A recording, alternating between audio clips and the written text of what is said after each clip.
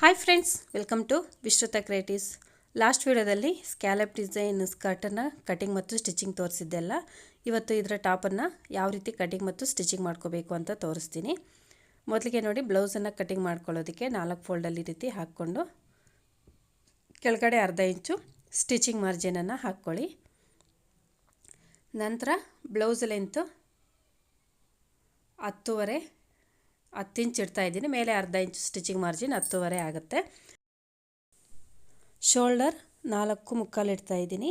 Armhole 5 inch ಇಡ್ತಾ ಇದ್ದೀನಿ. ಇದು ಸೈಜು 26 ಇಂಚಿಗೆ ನಾನು ಕಟಿಂಗ್ ಮತ್ತು ಸ್ಟಿಚಿಂಗ್ ಮಾಡ್ತಾ ಇರೋದ್ರಿಂದ 4.75 ಆದರೆ ಸಾಕಾಗುತ್ತೆ. ಹಾರ್ಮೋಲ್ ಸ್ವಲ್ಪ ಲೂಸಾಗೇ ಇರಲಿ ಅಂತ 5 ಇಂಚು ಇಡ್ತಾ ಇದ್ದೀನಿ. ಈ ಮಾರ್ಕ್ಗಳನ್ನ ಸೇರಿಸ್ಕೊಂಡು 6.5ಗೆ ಮಾರ್ಕ್ ಹಾಕ್ತಾಯಿದ್ದೀನಿ. 4ನೇ ಭಾಗಕ್ಕೆ ಸ್ಟಿಚಿಂಗ್ ಮಾರ್ಜಿನ್ ಒಂದು 2 ಇಂಚ್ವರೆಗೂ ಹಾಕ್ಕೊಳ್ಳಿ. ಸೊಂಟ ಸುತ್ತಳತೆ ಕೂಡ 6 ಇಂಚೇ ಹಾಕ್ತಾಯಿದ್ದೀನಿ. ನಾವು ಟಕ್ಸ್ ಹಿಡಿದಾಗ 1 ಇಂಚು ಕಡಿಮೆ ಆಗುತ್ತೆ. ಮಾರ್ಜಿನ್ 2 ಇಂಚಿಗೆ ಈ ರೀತಿ ಹಾಕ್ಕೊಂಡು ಹಾರ್ಮೋಲಲ್ಲಿ ಈ ರೀತಿ 1 ಇಂಚ್ಗೆ ಮಾರ್ಕ್ ಹಾಕ್ಕೊಂಡ್ರೆ ಸಾಕು. ಈ ಸೈಜ್ಗೆ 1 ಇಂಚ್ ಅಥವಾ 1.25ವರೆಗೂ ಹಾಕ್ಕೊಳ್ಳಿ. ಹಾರ್ಮೋಲ್ ಶೇಪನ್ನು ಡ್ರಾ ಮಾಡಿಕೊಂಡು ಈ ರೀತಿ ಕೆಳಗಡೆ ಸೈಡು ಕೂಡ ಕ್ರಾಸಾಗಿ 1 ಇಂಚು ಮೇಲೆಗೆ ಮಾರ್ಕ್ ಮಾಡಿ ಹಾಕ್ಕೊಳ್ಳಿ. ಶೋಲ್ಡರ್ 3 ಇಂಚ್ ಇಡ್ತಾ ಇದ್ದೀನಿ. ಇನ್ನು 2.25 ಇಂಚ್ ಇರುತ್ತೆ, 2.25 ಇಂಚ್ ಇದೆ ಅಲ್ವಾ, ಅದು ನೆಕ್ ವಿಡ್ತು. ನೆಕ್ ಲೆಂತು 3 ಇಂಚ್ವರೆಗೂ ಹಾಕ್ಕೊಳ್ಳಿ. ನಿಮ್ಗೆ ಯಾವ ಥರ ನೆಕ್ ಡಿಸೈನ್ ಬೇಕೋ ಆ ರೀತಿ ನೆಕ್ಕನ್ನು ಡ್ರಾ ಮಾಡ್ಕೊಳ್ಳಿ. ನಾನಿಲ್ಲಿ ಸ್ವೀಟ್ ಹಾರ್ಟ್ ಶೇಪನ್ನು ಡ್ರಾ ಮಾಡ್ತಾಯಿದ್ದೀನಿ. ಈಗ ಈ ಮಾರ್ಕಿಂಗ್ಸ್ ಕರೆಕ್ಟಾಗಿ ಕಟ್ಟಿಂಗನ್ನು ಮಾಡ್ಕೊಳ್ಳೋಣ. ಹೀಗೆ ಕಟ್ ಮಾಡಿಕೊಂಡು ನೆಕ್ಕು ನಾವು ಫ್ರಂಟು ಬ್ಯಾಕು ಸಪ್ರೇಟ್ ಇಟ್ಟಾಗ ಒಂದೇ ಸಲ ಕಟ್ ಮಾಡ್ಕೊಳ್ದಿರ ಎರಡನ್ನೂ ಸಪ್ರೇಟ್ ಮಾಡಿ ಕಟ್ ಮಾಡ್ಕೋಬೇಕು. ಫ್ರಂಟು ಮತ್ತು ಬ್ಯಾಕ್ ಪಾರ್ಟನ್ನು ಈ ರೀತಿ ಸಪ್ರೇಟ್ ಮಾಡಿ ಈಗ ಫ್ರಂಟ್ ನೆಕ್ಕನ್ನು ಕೂಡ ಕಟ್ ಮಾಡ್ಕೊಳ್ಳೋಣ. ಹಾರ್ಮೋಲಲ್ಲಿ ಅರ್ಧ ಇಂಚು ಒಳಗಡೆಗೆ ಕಟ್ಟಿಂಗನ್ನು ಮಾಡ್ಕೋಬೇಕು. ಹಾಗೆ ಫ್ರಂಟ್ ಪಾರ್ಟ್ಗೆ ಮಾತ್ರ ಈ ರೀತಿ ಹಾರ್ಮೋಲಲ್ಲಿ ಅರ್ಧ ಇಂಚು ಒಳಗಡೆಗೆ ಮಾರ್ಕನ್ನು ಮಾಡಿಕೊಂಡು ಕಟ್ ಮಾಡ್ಕೊಳ್ಳಿ. ಬ್ಯಾಕ್ ಪಾರ್ಟಲ್ಲಿ ನೆಕ್ ನೀವು ಬೇರೆ ಥರ ಇಡೋ ಆಗಿದ್ದರೆ ಚೇಂಜ್ ಮಾಡ್ಕೊಳ್ಳಿ, ಇಲ್ಲ ಅಂತಂದರೆ ಹಾಗೆ ಬೇಕಾದರೂ ಕಟ್ ಮಾಡ್ಕೋಬೋದು. ನಾನಿಲ್ಲಿ ನೆಕ್ ಡಿಸೈನನ್ನು ಚೇಂಜ್ ಮಾಡ್ತಾಯಿದ್ದೀನಿ. ಈ ರೀತಿ ಕಾಣಿಸ್ತಿದೆ ಎಲ್ಲ ವೀಡಿಯೋಲ್ಲಿ ತೋರಿಸುತ್ತೀರ. ನಿಮ್ಗೆ ಯಾವ ರೀತಿ ಬೇಕು ಇದನ್ನೇ ಅಲ್ದಿದ್ರೆ ಬೇರೆ ಡಿಸೈನ್ ಕೂಡ ನೀವು ಡ್ರಾ ಮಾಡಿಕೊಂಡು ಕಟ್ ಮಾಡ್ಕೋಬೋದು. ಹೀಗೆ ಕಟ್ ಮಾಡ್ಕೊಂಡ್ಮೇಲೆ ನೀವಿನ್ನೂ ಈ ರೀತಿ ನೋಡಿ ಕೆಳಗಡೆ ಬೇಕಾದರೂ ಹಾಕ್ಕೊಳ್ಳಿ. ಈಗ ಇದಕ್ಕೆ ನಾವು ಮೇನ್ ಕ್ಲಾತನ್ನು ಕಟ್ ಮಾಡ್ಕೊಳ್ಳೋಣ. ಸ್ವಲ್ಪ ಎಕ್ಸ್ಟ್ರಾ ಕ್ಲಾತನ್ನೇ ಬಿಟ್ಟು ಮೇನ್ ಕ್ಲಾತ್ ಯಾವಾಗಲೂ ಕೂಡ ಕಟ್ ಮಾಡ್ಕೊಳ್ಳಿ. ಸೇಮ್ ಸೈಜ್ಗೆ ಕಟ್ ಮಾಡಿಕೊಂಡ್ರೆ ನಾವು ಸ್ಟಿಚ್ ಮಾಡೋವಾಗ ಹೆಚ್ಚು ಕಡಿಮೆ ಬರೋ ಚಾನ್ಸ್ ಇರುತ್ತೆ. ಹಾಗಾಗಿ ನೆಕ್ಸ್ಟ್ ನಾನು ಬ್ಯಾಕ್ ಪಾರ್ಟ್ಗೆ ನೋಡಿ ನೆಕ್ ಪೀಸ್ಗೆ ಡಿಸೈನ್ಗೆ ಈ ರೀತಿ ಪೀಸನ್ನು ತಗೊಂಡಿದ್ದೀನಿ ಕಟ್ಟಿಂಗ್ ಮಾಡ್ಕೊಳ್ಳೋದಕ್ಕೆ. ಸ್ಟಿಚ್ ಮಾಡ್ಕೊಳ್ಳೋದಕ್ಕೆ ಫಿನಿಶಿಂಗ್ ಚೆನ್ನಾಗಿ ಬರುತ್ತೆ. ನಾವು ಈ ರೀತಿ ಬೇರೆ ಪೀಸನ್ನು ಹಾಕೋದ್ರಿಂದ ಎಲ್ಲಿ ಸ್ಟಿಚ್ ಬರಬೇಕು ಅನ್ನೋದನ್ನು ಮಾರ್ಕ್ ಮಾಡ್ಕೊಳ್ಳಿ. ಅರ್ಧ ಇಂಚಷ್ಟು ಸ್ಟಿಚಿಂಗ್ ಮಾರ್ಜಿನ್ ಬರೋ ಥರ ಹಾಕ್ಕೊಂಡು ನಾನು ಫಸ್ಟು ಲೈನಿಂಗ್ಗೆ ಇದನ್ನು ಅಟ್ಯಾಚ್ ಮಾಡ್ತಾಯಿದ್ದೀನಿ. ಮೇನ್ ಕ್ಲಾತು ಆಮೇಲೆ ಹಾಕ್ಕೊಳ್ಳೋಣ. ಅವು ಗ್ಯಾಪ್ ಇದೆಯಲ್ಲ ಹೋಲು ಬ್ಯಾಕ್ ಸೈಡು ಟ್ರಯಾಂಗಲ್ ಶೇಪಲ್ಲಿ, ಅದಕ್ಕೆ ಮಾತ್ರ ನಾನು ಪೀಸನ್ನು ಅಟ್ಯಾಚ್ ಮಾಡಿದ್ದೀನಿ. ಇಲ್ಲಿ ಕ್ಯಾನ್ವಾಸ್ ಏನು ನಾನು ಯೂಸ್ ಮಾಡ್ತಿಲ್ಲ. ನೀವು ಬೇಕು ಅಂದರೆ ಕ್ಯಾನ್ವಾಸನ್ನು ಕೂಡ ಬಳಸ್ಕೋಬೋದು. ಕ್ಯಾನ್ವಾಸ್ ಹಾಕೋದ್ರಿಂದ ಫಿನಿಶಿಂಗು ಚೆನ್ನಾಗಿ ಬರುತ್ತೆ. ಇದು ಕಾಟನ್ ಆಗಿರೋದ್ರಿಂದ ಸ್ವಲ್ಪ ಸ್ಟಿಫಾಗೇ ಇತ್ತು, ಹಾಗಾಗಿ ನಾನು ಹಾಗೇ ಸ್ಟಿಚ್ ಮಾಡ್ತಾಯಿದ್ದೀನಿ. ನೋಡಿ ಈ ರೀತಿ ಸ್ಟಿಚ್ ಮಾಡಿಕೊಂಡು ಕಾಣಿಸ್ತಿದೆಯಲ್ಲ, ಸುತ್ತಲೂ ಕೂಡ ಮತ್ತೆ ಸ್ಟಿಚ್ ಮಾಡ್ತಾಯಿದ್ದೀನಿ. ಅಟ್ ಎ ಟೈಮ್ ನಾನು ಸುತ್ತಲೂ ಮತ್ತೆ ನಾನು ಫೋಲ್ಡ್ ಮಾಡೇನು ಸ್ಟಿಚ್ ಮಾಡ್ತಿಲ್ಲ. ಲೈನಿಂಗಿಗೆ ನಾನು ಒಂದೇ ಸಲ ಅಟ್ಯಾಚ್ ಮಾಡ್ತಾ ಇರೋದ್ರಿಂದ ಹಾಗೇ ಸ್ಟಿಚ್ ಮಾಡ್ಕೊತಾ ಇದ್ದೀನಿ. ಈಗ ಸೆಂಟ್ರಲ್ಲಿರುವಂಥ ಗ್ಯಾಪನ್ನು ಕಟ್ ಮಾಡ್ಕೊಳ್ಳಿ. ಕರೆಕ್ಟಾಗಿ ನಾವೆಷ್ಟು ಹೋಲ್ ಇಟ್ಟಿದ್ವೋ ಅಷ್ಟಕ್ಕೆ ಕರೆಕ್ಟಾಗಿ ಈ ರೀತಿ ಕಟ್ ಮಾಡ್ಕೊತಾ ಇದ್ದೀನಿ. ಈಗ ಇದನ್ನು ನಾವು ಮೇನ್ ಕ್ಲಾತ್ ಮೇಲೆ ಇಟ್ಕೊಂಡು ಮತ್ತೆ ಸ್ಟಿಚ್ ಮಾಡ್ಕೋಬೇಕು.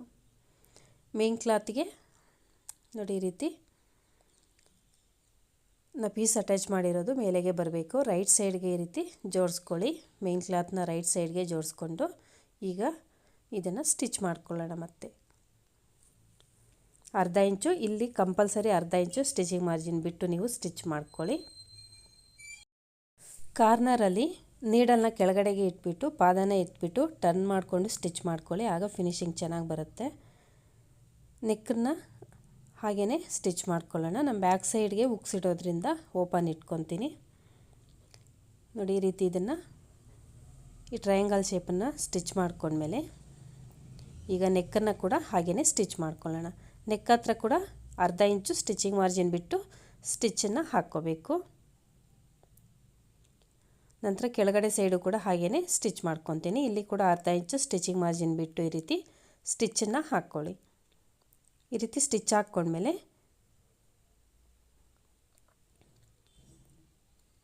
ಈಗ ಸೆಂಟರ್ಗೆ ನಾನು ಕಟ್ ಮಾಡ್ಕೊತಾ ಇದ್ದೀನಿ. ಆಗಲೇ ಹೇಳಿದೆ ಅಲ್ವಾ, ಬ್ಯಾಕ್ ಸೈಡು ನಾನು ಹುಕ್ಸನ್ನು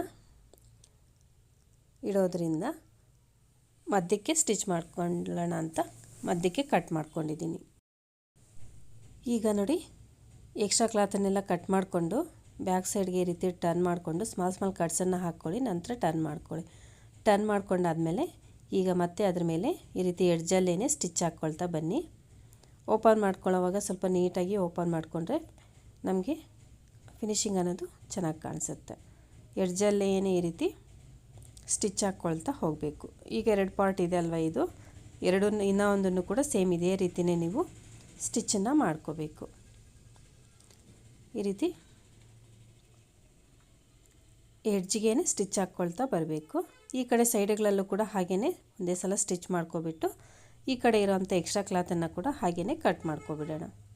ನೋಡಿ ಈ ರೀತಿ ಈಗ ಈ ಎಕ್ಸ್ಟ್ರಾ ಕ್ಲಾತ್ ಎಲ್ಲ ಕೂಡ ಕಟ್ ಮಾಡ್ಕೊಳ್ಳಿ. ಸೇಮ್ ಇದೇ ಥರ ಇನ್ನೊಂದು ಪೀಸ್ ಇದೆ ಅಲ್ವ, ಅದನ್ನು ಕೂಡ ನಾವು ಸ್ಟಿಚ್ ಮಾಡ್ಕೋಬೇಕು. ಈಗ ಎಕ್ಸ್ಟ್ರಾ ಕ್ಲಾತ್ ಎಲ್ಲ ಕಟ್ ಮಾಡಿಕೊಂಡು ಸೇಮ್ ಇದೇ ರೀತಿ ನಾನು ಇನ್ನೂ ಒಂದು ಪೀಸನ್ನು ಕೂಡ ಸ್ಟಿಚ್ ಮಾಡ್ಕೊತೀನಿ. ಅದನ್ನೇನು ಸ್ಟಿಚ್ ಮಾಡೋದು ತೋರಿಸ್ತಿಲ್ಲ. ನಂತರ ಇದಕ್ಕೆ ಉಕ್ಸ್ ಪಟ್ಟಿ ಮತ್ತು ಕಾಜಾಪಟ್ಟಿನ ಕೂಡ ಸ್ಟಿಚ್ ಮಾಡ್ಕೊಳ್ಳಿ. ಅದು ಕೂಡ ನಾನು ತುಂಬ ವೀಡಿಯೋಗಳಲ್ಲಿ ತೋರಿಸಿರೋದ್ರಿಂದ ಇದರಲ್ಲೇನು ಅದನ್ನು ತೋರಿಸ್ತಿಲ್ಲ. ಎರಡನ್ನೂ ಕೂಡ ಉಕ್ಸ್ ಪಟ್ಟಿ ಕೂಡ ನಾನು ಆಲ್ರೆಡಿ ಉಕ್ಸ್ ಪಟ್ಟಿ ಕಾಜಾಪಟ್ಟಿ ಎರಡನ್ನೂ ಕೂಡ ಸ್ಟಿಚ್ ಮಾಡ್ಕೊಂಡಿದ್ದೀನಿ. ಈಗ ಫ್ರಂಟ್ ಪಾರ್ಟನ್ನು ಸ್ಟಿಚ್ ಮಾಡ್ಕೊಳ್ಳೋಣ. ಫ್ರಂಟ್ ಪಾರ್ಟನ್ನು ಕೂಡ ಮೇನ್ ಕ್ಲಾತ್ನ ರೈಟ್ ಸೈಡ್ಗೆ ಲೈನಿಂಗನ್ನು ಇಟ್ಕೊಂಡು ನೆಕ್ಕನ್ನು ಸ್ಟಿಚ್ ಮಾಡ್ಕೋಬೇಕು. ನಾನಿಲ್ಲಿ ನೆಕ್ ಪೀಸ್ ಏನು ಕೂಡ ಯೂಸ್ ಮಾಡ್ತಿಲ್ಲ, ಹಾಗೆಯೇ ಸ್ಟಿಚ್ ಮಾಡ್ತಾಯಿದ್ದೀನಿ. ನೀವು ಬೇಕು ಅಂತಂದರೆ ನೆಕ್ಗೆ ಕ್ಯಾನ್ವಾಸನ್ನು ಹಾಕ್ಕೊಂಡು ಬೇರೆ ಪೀಸನ್ನು ಕೂಡ ಇಟ್ಟು ಸ್ಟಿಚ್ ಮಾಡ್ಕೋಬೋದು. ನಾನು ಅದನ್ನೇನು ಬಳಸ್ತಿಲ್ಲ, ಹಾಗೆಯೇ ಸ್ಟಿಚ್ ಮಾಡ್ತಾಯಿದ್ದೀನಿ. ಇಲ್ಲಿ ಕೂಡ ಅರ್ಧ ಇಂಚು ಸ್ಟಿಚಿಂಗ್ ಮಾರ್ಜಿನ್ ಬಿಟ್ಟು ಸ್ಟಿಚ್ಚನ್ನು ಮಾಡ್ಕೊಳ್ಳಿ. ನಾನು ಫಸ್ಟೇ ನೋಡಿ ಈ ರೀತಿ ಮಾರ್ಕ್ ಹಾಕಿದ್ದೀನಿ. ಹೀಗೆ ಮಾರ್ಕ್ ಮಾಡೋದ್ರಿಂದ ನಿಮಗೆ ಹೊಸದಾಗಿ ಕಲಿತಾ ಇರೋರಿಗೆ ಸ್ಟಿಚ್ ಮಾಡ್ಕೊಳ್ಳೋದಕ್ಕೆ ಈಸಿ ಆಗುತ್ತೆ. ನೆಕ್ ಹತ್ರ ಈ ರೀತಿ ಸ್ಟಿಚ್ ಮಾಡ್ಕೊಂಡ್ಮೇಲೆ ಈಗ ನೆಕ್ ಹತ್ರ ಇರೋವಂಥ ಎಕ್ಸ್ಟ್ರಾ ಕ್ಲಾತನ್ನು ಕಟ್ ಮಾಡ್ಕೊಳ್ಳೋಣ. ಹಾಗೆಯೇ ಕೆಳಗಡೆ ಸೈಡು ಕೂಡ ಅರ್ಧ ಇಂಚು ಸ್ಟಿಚಿಂಗ್ ಮಾರ್ಜಿನ್ ಬಿಟ್ಟು ಒಂದೇ ಸಲ ಹೀಗೆ ಸ್ಟಿಚ್ಚನ್ನು ಹಾಕ್ಕೊಳ್ಳಿ. ನೆಕ್ ಹತ್ರ ಈಗ ಎಕ್ಸ್ಟ್ರಾ ಕ್ಲಾತ್ ಕಟ್ ಮಾಡ್ಕೊಳ್ಳಿ. ಕೆಳಗಡೆ ಸೈಡು ಕೂಡ ಎಕ್ಸ್ಟ್ರಾ ಕ್ಲಾತ್ ಕಟ್ ಮಾಡಿಕೊಂಡು ಸ್ಮಾಲ್ ಕಟ್ಸನ್ನು ಇಟ್ಕೊಂಡು ಬ್ಯಾಕ್ ಸೈಡ್ಗೆ ಟರ್ನ್ ಮಾಡಿ ಸ್ಟಿಚ್ ಮಾಡ್ಕೋಬೇಕು. ನೋಡಿ ಈ ರೀತಿ ಸ್ಮಾಲ್ ಕಟ್ಸನ್ನು ಕಂಪಲ್ಸರಿ ಹಾಕ್ಕೊಳ್ಳಿ. ಮತ್ತು ಈ ಶಾರ್ಪಾಗಿರೋ ಪ್ಲೇಸಲ್ಲಿ ಅಲ್ಲೊಂದು ಕಟ್ಟನ್ನು ಕಂಪಲ್ಸರಿ ಹಾಕ್ಕೊಳ್ಳಿ. ಈಗ ಇದನ್ನು ಬ್ಯಾಕ್ ಸೈಡ್ಗೆ ಈ ರೀತಿ ಟರ್ನ್ ಮಾಡಿಕೊಂಡು ಅದ್ರ ಮೇಲೆ ಆಗಲೇ ನಾವು ಬ್ಯಾಕ್ ಪಾರ್ಟ್ಗೆ ಸ್ಟಿಚ್ ಮಾಡಿದ್ವಲ್ಲ ಅದೇ ರೀತಿ ಸ್ಟಿಚ್ ಮಾಡಿಕೊಂಡು ಎಕ್ಸ್ಟ್ರಾ ಕ್ಲಾತ್ ಎಲ್ಲ ಕೂಡ ಕಟ್ ಮಾಡಿಕೊಂಡ್ರೆ ಇದು ಫ್ರಂಟ್ ಪಾರ್ಟ್ ಇದು ಕೂಡ ರೆಡಿ ಆಗುತ್ತೆ. ಹೀಗೆ ಎಕ್ಸ್ಟ್ರಾ ಕ್ಲಾತ್ ಎಲ್ಲ ಕೂಡ ಕಟ್ ಮಾಡ್ಕೊಂಡ್ಮೇಲೆ ಫ್ರಂಟ್ ಪಾರ್ಟ್ಗೂ ಬ್ಯಾಕ್ ಪಾರ್ಟ್ ಎರಡಕ್ಕೂ ಕೂಡ ಟಕ್ಸ್ ಪಾಯಿಂಟನ್ನು ಸ್ಟಿಚ್ ಮಾಡ್ಕೋಬೇಕು ಕಂಪಲ್ಸರಿ. ಆಗಲೇ ನೀಟಾಗಿ ಬಾಡಿ ಮೇಲೆ ಕೂರುವಂಥದ್ದು, ಇಲ್ಲ ಅಂತಂದರೆ ಅದು ಎತ್ಕೊಂಡಂಗೆ ಕಾಣಿಸ್ತಿರುತ್ತೆ. ಹಾಗಾಗಿ ನೋಡಿ ಈ ರೀತಿ ಫ್ರಂಟ್ ಪಾರ್ಟ್ಗೂ ಬ್ಯಾಕ್ ಪಾರ್ಟ್ ಎರಡಕ್ಕೂ ಕೂಡ ಟಕ್ಸನ್ನು ಸ್ಟಿಚ್ ಮಾಡ್ಕೊಳ್ಳಿ. 1/2 ಇಂಚಷ್ಟು ಹಾಕ್ಕೊಂಡ್ರೆ ಸಾಕು. ಈಗ ಎರಡನ್ನೂ ಕೂಡ ಸ್ಟಿಚ್ ಮಾಡ್ಕೊಂಡ್ಮೇಲೆ ಈಗ ಶೋಲ್ಡರ್ಸನ್ನು ಜಾಯಿನ್ ಮಾಡ್ಕೊಳ್ಳೋಣ.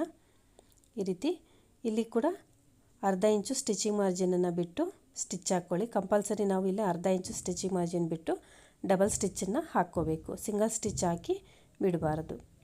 ಹೀಗೆ ಎರಡನ್ನೂ ಕೂಡ ಸ್ಟಿಚ್ ಮಾಡ್ಕೊಂಡ್ಮೇಲೆ ಈಗ ಇದಕ್ಕೆ ನಾವು ಸ್ಲೀವ್ಸನ್ನು ಕಟ್ ಮಾಡ್ಕೊಳ್ಳೋಣ. ನಾನು ಆಗಲೇ ಸ್ಲೀವ್ಸ್ ಕಟಿಂಗ್ ಮಾಡಿಲ್ಲ ಅಲ್ವಾ, ಇದಕ್ಕೆ ನಾನು ಅಂಬ್ರೆಲಾ ಸ್ಲೀವ್ಸನ್ನು ಇಡ್ತಾಯಿದ್ದೀನಿ. ಹಾಗೆ ಇದಕ್ಕೆ ಮತ್ತೆ ಕೆಳಗಡೆಗೆ ಸೊಂಟದ ಹತ್ರ ಸೊಂಟ ಪಟ್ಟಿ ಥರ, ಅಂದರೆ ಅಲ್ಲೂ ಕೂಡ ಅಂಬ್ರೆಲಾ ಥರ ಡಿಟ್ಯಾಚಬಲ್ ಮಾಡ್ಕೊಳ್ಳೋ ಥರ ಬೇಕು ಅಂದರೆ ಯೂಸ್ ಮಾಡ್ಬೋದು, ಇಲ್ಲಾಂದರೆ ಅದನ್ನು ತೆಗೆದು ಬಿಡಬಾರದು. ಆ ರೀತಿ ಅಂಬ್ರೆಲಾ ಟೈಪು ಸ್ಮಾಲಾಗಿ ಕಟಿಂಗ್ ಮಾಡಿಕೊಂಡು ಸ್ಟಿಚ್ ಮಾಡ್ಕೊಳ್ಳೋಣ ಅಂತ. ಅದಕ್ಕೆ ನೋಡಿ ಈ ರೀತಿ 4 ಫೋಲ್ಡಲ್ಲಿ ಕ್ಲಾತನ್ನು ತಗೊಂಡಿದ್ದೀನಿ. ಹೀಗೆ ತಗೊಂಡು ನಮಗೆ ಎಷ್ಟು ಉದ್ದ ಬೇಕೋ ಫಸ್ಟು ನಾನು ಕೆಳಗಡೆ ಸೊಂಟದ ಹತ್ರ ಬೆಲ್ಟ್ ಟೈಪ್ ಬರುತ್ತಲ್ವ ಅದನ್ನು ಕಟಿಂಗ್ ಮಾಡ್ಕೊತೀನಿ. ನಂತರ ಸ್ಲೀವ್ಸನ್ನು ಕಟ್ ಮಾಡ್ಕೊಳ್ಳೋಣ. ಈಗ ಇದು ಸೊಂಟ ಎಷ್ಟಿದೆ ಅನ್ನೋದನ್ನು ನೋಡ್ಕೊಳ್ಳಿ. ವಿತ್ ಮಾರ್ಜಿನ್ ಕೂಡ ಸೇರಿಸ್ಕೊಂಡು ನಮಗೆ ಎಷ್ಟಿದೆ ಅನ್ನೋದನ್ನು ಈ ರೀತಿ ಚೆಕ್ ಮಾಡ್ಕೊಳ್ಳಿ. ನಿಮಗೆ ಎಷ್ಟು ಬರುತ್ತೋ ಅಷ್ಟು. ಈಗ ನಾನು ಡಬಲ್ ನೋಡಿದೆ ಅಲ್ವಾ, ಅಂದರೆ ನಾವು ಫೋಲ್ಡ್ ಮಾಡಿಕೊಂಡು ಬ್ಲೌಸನ್ನು 4 ಫೋಲ್ಡಲ್ಲಿ ಇದ್ದವಾಗ ಎಷ್ಟು ಬರುತ್ತೋ ಅಷ್ಟನ್ನೇ ಇಲ್ಲಿ ಕೂಡ ಮಾರ್ಕ್ ಮಾಡ್ಕೋಬೇಕು. ಅದು ರೌಂಡಾಗಿ ಬರುತ್ತಲ್ವ, ಹಾಗಾಗಿ ನೋಡಿಕೊಂಡು ರೌಂಡ್ ಶೇಪಲ್ಲಿ ಬರೋ ಥರ ಇಲ್ಲಿ ನಾವು ಅಂಬ್ರೆಲಾ ಕಟಿಂಗ್ ಮಾಡ್ತೀವಲ್ವ ಸ್ಕರ್ಟ್ ಅಥವಾ ಲಾಂಗ್ ಗೌನ್ಗೆ, ಅದೇ ಥರ ಇಲ್ಲಿ ಕೂಡ ಕಟ್ ಮಾಡ್ತಾಯಿದ್ದೀನಿ. ಅದೆಷ್ಟು ಇಂಚ್ ಇದೆಯೋ ಅಷ್ಟು ಇಂಚಿಗೆ ಈ ರೀತಿ ಮಾರ್ಕನ್ನು ಹಾಕ್ಕೊಂಡು ಲೆಂತು ಒಂದು 7-8 ಇಂಚ್ವರೆಗೂ ಇಟ್ಕೋಬೋದು. ಇನ್ನು ಕಡಿಮೆ ಬೇಕು ಅಂದರೂ ಕೂಡ ಇಟ್ಕೋಬೋದು. ಈ ರೀತಿ ರೌಂಡಾಗಿ ಮಾರ್ಕನ್ನು ಹಾಕ್ಕೊಳ್ಳಿ. ಮಾರ್ಕ್ ಮಾಡಿಕೊಂಡು ಆ ಮಾರ್ಕಿಂಗ್ಸ್ಗೆ ಕಟಿಂಗ್ ಮಾಡ್ಕೋಬೇಕು.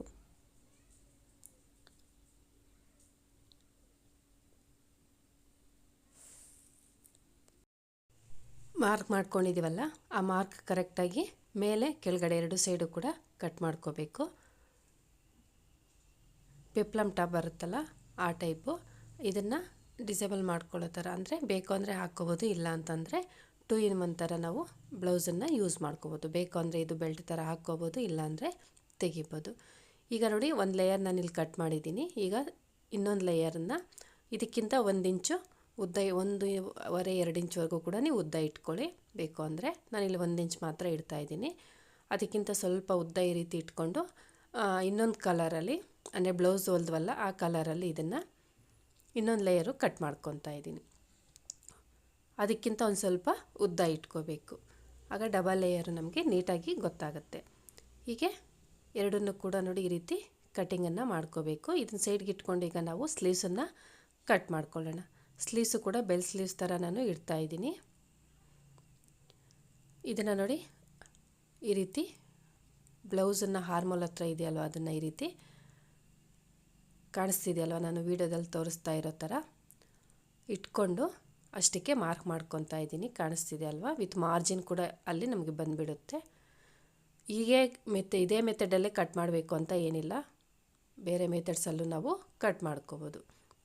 ನೋಡಿ, ಸ್ಲೀವ್ಸು ಮೇಲೆ ಸ್ವಲ್ಪ ಆಗಲ ಕೆಳಗಡೆ ಬರ್ತಾ ಬರ್ತಾ ಸ್ವಲ್ಪ ಚಿಕ್ಕದು ಮಾಡ್ಕೊಳ್ತಾ ಹೋಗಬೇಕು. ಹಾರ್ಮೋಲ್ ಹತ್ರ ನಮಗೆ ಕ್ಲಾತ್ ಕಡಿಮೆ ಬರುತ್ತಲ್ವ, ಆ ರೀತಿ ಹೀಗೆ ಶೇಪನ್ನು ಕಟ್ ಮಾಡಿಕೊಂಡ್ರೆ ಇದು ಕೂಡ ಒಂದೇ ಸಲ ನಾವು 2 ಸ್ಲೀವ್ಸ್ಗೂ ಒಂದೇ ಸಲ ಕಟ್ ಮಾಡ್ಕೋಬೇಕು. 4 ಲೇಯರ್ಸಲ್ಲಿ ಹಾಕ್ಕೊಂಡ್ರೆ ನಮಗೆ ಕರೆಕ್ಟಾಗಿದ್ದು 2 ಸ್ಲೀವ್ಸು ಕೂಡ ನಮಗೆ ಬಂದುಬಿಡುತ್ತೆ. ಇದು ಕೂಡ ನಾನು ಡಬಲ್ ಫೋಲ್ಡಲ್ಲಿ, ಅಂದರೆ 2 ಲೇಯರು ಕಟ್ ಮಾಡ್ಕೊತೀನಿ. ಒಂದು ಈ ಕಲರಲ್ಲಿ, ಇನ್ನೊಂದು ಸ್ಕರ್ಟ್ ಕಲರಲ್ಲಿ. ನೋಡಿ ಈ ರೀತಿ ಸ್ಲೀವ್ಸನ್ನು ಕಟ್ ಮಾಡ್ಕೊತಾ ಇದ್ದೀನಿ. ಸೇಮ್ ಇದೇ ರೀತಿ ನೋಡಿ ಇದರಲ್ಲೂ ಕೂಡ ಇವಾಗ ಇದನ್ನೇ ಇಟ್ಕೊಂಡು ಕಟ್ ಮಾಡ್ಕೊಳ್ಳೋಣ. ಇದ್ರ ಮೇಲೆ ಮಾರ್ಕನ್ನು ಹಾಕ್ಕೊಳ್ಳಿ, ಅದನ್ನು ಜೋಡಿಸ್ಕೊಂಡು ಹಾಕ್ಕೊಂಡಷ್ಟಕ್ಕೆ ಈ ರೀತಿ ಕಟ್ ಮಾಡ್ಕೊಳ್ಳೋಣ. ಇದು ಕೂಡ ಅಷ್ಟೇ, ಒಂದು ಉದ್ದ ಇರಬೇಕು, ಇನ್ನೊಂದು ಇದಕ್ಕಿಂತ ಕಡಿಮೆ ಇರಬೇಕು. ಈಗ ನೋಡಿ ಮತ್ತೆ ನಾನು ಅದನ್ನು ಕಟ್ ಮಾಡ್ತಾಯಿದ್ದೀನಿ. ಆಗ ಫಸ್ಟ್ ಲೇಯರು ಸ್ವಲ್ಪ 1 ಇಂಚ್ ಅಥವಾ ಅರ್ಧ ಇಂಚು, 1.5 ಇಂಚ್ವರೆಗೂ ನೀವು ಕಡಿಮೆ ಮಾಡ್ಕೋಬೋದು. ಈ ರೀತಿ ಮಾಡ್ಕೊಳ್ಳಿ. ಸ್ಲೀವ್ಸ್ ನಾವು ತುಂಬ ಚಿಕ್ಕದಿಡ್ತಾ ಇದ್ದೀವಲ್ವ ಲೆಂತು, ಹಾಗಾಗಿ ಅರ್ಧ ಇಂಚಷ್ಟು ನಮಗೆ ಒಂದಕ್ಕೂ ಇನ್ನೊಂದಕ್ಕೂ ಲೆಂತ್ ಅನ್ನೋದು ಕಡಿಮೆ ಮಾಡಿಕೊಂಡ್ರೆ ಸಾಕು. ಈಗ ಇದನ್ನು ನಾನು ಪಿಕೋ ಮಾಡ್ಕೊತೀನಿ. ನಿಮ್ಮ ಹತ್ರ ಪಿಕೋ ಮಿಷನ್ ಇಲ್ಲ ಅಂತಂದರೆ ನೀವು ಹಾಗೇ ಫೋಲ್ಡ್ ಮಾಡಿಕೊಂಡು 1/4 ಇಂಚಷ್ಟು ಫೋಲ್ಡ್ ಮಾಡಿಕೊಂಡ್ರೆ ಸಾಕು. ಫೋಲ್ಡ್ ಮಾಡಿಕೊಂಡು ಸ್ಟಿಚ್ ಮಾಡ್ಕೊಳ್ಳಿ. ಪಿಕೋ ಮಿಷನ್ ಇತ್ತು ಅಂದರೆ ನೀವು ಪಿಕೋ ಕೂಡ ಮಾಡ್ಕೊಳ್ಳಿ. ಈಗ ಒಂದಕ್ಕೊಂದು ಇವನ್ನ ಒಂದ್ರ ಮೇಲೆ ಒಂದು ರೀತಿ ಇಟ್ಕೊಂಡು ಜೋಡಿಸ್ಕೊಂಡು ಫಸ್ಟ್ ಒಂದು ಸ್ಟಿಚ್ ಹಾಕ್ಕೊಬಿಡೋಣ, ಎರಡಕ್ಕೂ ಕೂಡ ಸೇರಿಸಿ. ಈ ರೀತಿ ಒಂದನ್ನು ಇನ್ನೊಂದನ್ನು ಸೇರಿಸ್ಕೊಂಡು ಹಾರ್ಮೋಲ ಸೈಡು ಸ್ಟಿಚ್ಚನ್ನು ಹಾಕ್ಕೊಳ್ಳಿ. ಹೀಗೆ ಎರಡನ್ನೂ ಕೂಡ ಸ್ಟಿಚ್ ಮಾಡ್ಕೊಂಡು ಇಟ್ಕೊಂಡು ನೀವು ಫಸ್ಟೇ ಪಿಕೋ ಮಾಡಿ ಇಟ್ಕೊಳ್ಳಿ, ಈಸಿ ಆಗುತ್ತೆ ನಮಗೆ ಸ್ಟಿಚ್ ಮಾಡ್ಕೊಳ್ಳೋದಕ್ಕೆ. ಈಗ ಎರಡನ್ನೂ ಕೂಡ ಈ ರೀತಿ ಸ್ಟಿಚ್ಚನ್ನು ಹಾಕ್ಕೊಂಡ್ಮೇಲೆ ಈಗ ಇದನ್ನು ನಾವು ಬ್ಲೌಸ್ಗೆ ಅಟ್ಯಾಚ್ ಮಾಡ್ಕೊಳ್ಳೋಣ. ಈ ರೀತಿ ಸೆಂಟರ್ ನೋಡಿಕೊಂಡು ಶೋಲ್ಡರ್ ಸೆಂಟರಿಂದ ಜೋಡಿಸ್ಕೊಳ್ಳಿ. ಇದಕ್ಕೆ ನಾವು ಹಾರ್ಮೋಲ್ ಶೇಪನ್ನೇನು ಫ್ರಂಟ್ ಪಾರ್ಟಲ್ಲಿ ತೆಗಿಯೋ ಅವಶ್ಯಕತೆ ಇಲ್ಲ, ಸ್ಲೀವ್ಸ್ಗೆ ಹಾಗೆಯೇ ಸ್ಟಿಚ್ ಮಾಡ್ಕೋಬೋದು. ನೋಡಿ ಈ ರೀತಿ ಅರ್ಧ ಇಂಚು ಸ್ಟಿಚಿಂಗ್ ಮಾರ್ಜಿನ್ ಬಿಟ್ಟು ಅಟ್ಯಾಚ್ ಮಾಡ್ಕೋಬೇಕು. ಕಂಪಲ್ಸರಿ ನೀವು ಮಾರ್ಜಿನ್ ಅನ್ನೋದಿಲ್ಲಿ ಬಿಡಬೇಕಾಗುತ್ತೆ ಮತ್ತು ಡಬಲ್ ಸ್ಟಿಚ್ಚನ್ನ ಕೂಡ ಹಾಕ್ಕೋಬೇಕು. ಹೀಗೆ ಎರಡು ಸ್ಲೀವ್ಸನ್ನು ಕೂಡ ಅಟ್ಯಾಚ್ ಮಾಡ್ಕೊಂಡ್ಮೇಲೆ ಈಗ ಸೈಡ್ ಫಿಟ್ಟಿಂಗನ್ನು ಮಾಡ್ಕೊಳ್ಳೋಣ. ಸೈಡ್ ಫಿಟ್ಟಿಂಗ್ ಮಾಡುವಾಗ ನಾವೆಷ್ಟು ಮಾರ್ಜಿನ್ ಬಿಟ್ಟಿರ್ತೀವೋ ಅಷ್ಟನ್ನು ಬಿಟ್ಟು ಸ್ಟಿಚ್ ಹಾಕ್ಕೊಳ್ಳಿ. ಫಸ್ಟು ನಾನು ಎಡ್ಜಿಗೆ ಒಂದು ಸ್ಟಿಚ್ಚನ್ನು ಹಾಕ್ಕೊತಾ ಇದ್ದೀನಿ. ಇದು ಬ್ಲೌಸಲ್ಲಂತೂ ತುಂಬಾ ಕಡಿಮೆ ಇದೆ ಅಲ್ವಾ, ಚಿಕ್ಕ ಮಗುದು ಇದು, ಒಂದು 6ರಿಂದ 8 ವರ್ಷ ಮಕ್ಕಳವರೆಗೂ ಇದು ಸರಿ ಹೋಗುತ್ತೆ ಆ ರೀತಿ ಬ್ಲೌಸು. ಹಾಗಾಗಿ ನೋಡಿ ಲೆಂತು ತುಂಬಾ ಕಡಿಮೆ ಇದೆ. ಇದು ಬ್ಲೌಸು ಸ್ಯಾರಿ ಬ್ಲೌಸು ಬರುತ್ತಲ್ವ ಆ ಟೈಪ್ ನಾನು ಸ್ಟಿಚ್ ಮಾಡಿರೋದು. ಈಗ ನೋಡಿ ಎರಡು ಸ್ಲೀವ್ಸನ್ನು ಕೂಡ ಅಟ್ಯಾಚ್ ಮಾಡ್ಕೊಂಡ್ಮೇಲೆ ಬ್ಲೌಸ್ ಈ ರೀತಿ ಇದೆ. ಬ್ಯಾಕ್ ಸೈಡ್ ನಾವು ಉಕ್ಸನ್ನು ಹೊಲ್ಕೋಬೇಕು. ಈಗ ಕೆಳಗಡೆ ನಾವು ಪೆಪ್ಲಮ್ ಬರುತ್ತಲ್ವ ಅದನ್ನು ಸ್ಟಿಚ್ ಮಾಡ್ಕೊಳ್ಳೋಣ. ಇದು ಕೂಡ ಅಷ್ಟೇ ನಾನು ಮಾರ್ಜಿನ್ಗೂ ಮೊದಲೇ ಇದಕ್ಕೂ ಕೂಡ ಮಾರ್ಜಿನ್ ಇಟ್ಟಿದ್ದೀನಿ. ನಾವು ಬ್ಲೌಸ್ ಏನಾದರೂ ಲೂಸ್ ಮಾಡ್ಕೊಂಡ್ವಿ ಅಂದರೆ ಇದು ಕೂಡ ಲೂಸ್ ಮಾಡ್ಕೊಳ್ಳೋಕ್ಕೆ ಬೇಕಲ್ವ, ಹಾಗಾಗಿ ಸೊಂಟದ ಸುತ್ತಳತೆ ಮಾರ್ಜಿನ್ ಸೇರಿಸಿ ಎಷ್ಟಿದೀವೋ ಅಷ್ಟನ್ನು ಇದನ್ನು ಕೂಡ ಕಟ್ ಮಾಡ್ಕೊಂಡಿದ್ದೀನಿ. ಅದಕ್ಕೂ ಕೂಡ ಎರಡನ್ನೂ ಕೂಡ ಒಂದಕ್ಕೊಂದು ಅಟ್ಯಾಚ್ ಮಾಡಿ ಪಿಕೋ ಮಾಡಿ ಇಟ್ಕೊಂಡಿದ್ದೀನಿ. ಈಗ ಇದಕ್ಕೆ ಬೆಲ್ಟನ್ನು ಸ್ಟಿಚ್ ಮಾಡ್ಕೊಳ್ಳೋಣ. ಬೆಲ್ಟ್ಗೆ ಡಬಲ್ ಫೋಲ್ಡಲ್ಲಿ ನಾನು ಮೇನ್ ಕ್ಲಾತನ್ನೇ ತಗೊಂಡಿದ್ದೀನಿ. ನೀವು ಬೇಕು ಅಂದರೆ ಲೈನಿಂಗನ್ನು ಬೇಕಾದರೂ ಹಾಕ್ಕೊಳ್ಳಿ. ಹೀಗೆ ಮೇನ್ ಕ್ಲಾತನ್ನು ನೋಡಿ ಡಬಲ್ ಫೋಲ್ಡಲ್ಲಿ ನಾನು ಫಸ್ಟು ಜೆಡನ್ನು ಜಾಯಿನ್ ಮಾಡ್ಕೊತಾ ಇದ್ದೀನಿ ಒಂದು ಸೈಡ್ಗೆ. ಹೀಗೆ ತಗೊಂಡು ಅದೆಷ್ಟು ಉದ್ದ ಇದೆಯೋ ಅಷ್ಟು ನಮಗೆ ಇದು ಕೂಡ ಬೇಕಾಗುತ್ತೆ ನೋಡಿ. ಈಗ ಇಲ್ಲಿಂದ ಸೇರಿಸ್ಕೊಳ್ತಾ ಹೋಗೋಣ. ಅರ್ಧ ಇಂಚು ಸ್ಟಿಚಿಂಗ್ ಮಾರ್ಜಿನ್ ಬಿಟ್ಟು ಈ ರೀತಿ ಅಟ್ಯಾಚ್ ಮಾಡ್ಕೋಬೇಕು. ನಾನು ಲೈನಿಂಗೇನು ಹಾಕಿದೆ, ಮೇನ್ ಕ್ಲಾತನ್ನೇ ಡಬಲ್ ಫೋಲ್ಡಲ್ಲಿ ಹಾಕ್ಕೊಂಡಿದ್ದೀನಿ. ನೀವು ಕ್ಲಾತ್ ಕಡಿಮೆ ಇತ್ತು ಅಂತಂದರೆ ಲೈನಿಂಗನ್ನು ಅಟ್ಯಾಚ್ ಮಾಡ್ಕೋಬೋದು. ಮಾಮೂಲಿ ನಾವು ಸ್ಕರ್ಟಿಗೆ ಯಾವ ರೀತಿ ಬೆಲ್ಟನ್ನು ಸ್ಟಿಚ್ ಮಾಡ್ತೀವೋ ಅದೇ ರೀತಿಯೇ ಇದನ್ನು ಕೂಡ ಸ್ಟಿಚ್ ಮಾಡ್ಕೋಬೇಕಷ್ಟೆ. ನೋಡಿ ಈ ರೀತಿ ಅರ್ಧ ಇಂಚು ಸ್ಟಿಚಿಂಗ್ ಮಾರ್ಜಿನ್ ಬಿಟ್ಟು ಅಟ್ಯಾಚ್ ಮಾಡ್ಕೊಳ್ಳಿ. ಎಕ್ಸ್ಟ್ರಾ ಇರೋದನ್ನು ಕಟ್ ಮಾಡ್ಕೊಳ್ಳೋಣ.